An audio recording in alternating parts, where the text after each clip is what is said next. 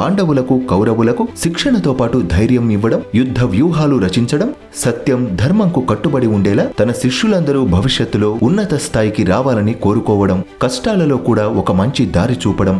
పిల్లలు, ఈ సంఘటనలు అన్నీ మనకు ఏం చెప్తున్నాయంటే శ్రద్ధ, ధైర్యం, నిజాయితీ ఇవన్నీ మన జీవితంలో మనకు ఎంత ముఖ్యమో అని.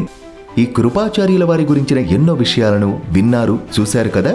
మనమంతా తెలుసుకోవలసింది ఏంటి అంటే మంచి గురువులను గౌరవించాలి. మన గురువులు మనకు నేర్పిన జ్ఞానాన్ని ఇతరులకు పంచాలి, ధర్మాన్ని పాటించాలి, కాపాడాలి. ఈ విషయాలన్నీ గుర్తుంచుకుంటారు కదా పిల్లలు.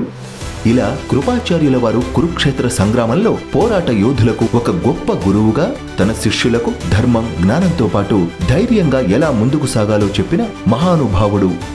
వీరి కథ మనకు ధర్మం, కర్తవ్యంకు సంబంధించి ఎన్నో విలువలను నేర్పిస్తుంది.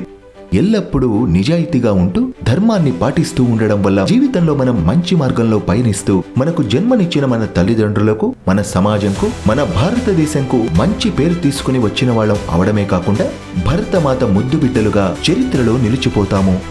ఈ కథ కనుక మీకు నచ్చితే లైక్ చేయండి, మీ స్నేహితులందరికీ షేర్ చేయండి. మన ఈ ద స్పారో ఛానల్ ని సబ్స్క్రైబ్ చేయండి. మరొక మంచి కథతో తిరిగి మీ ముందుంటాను.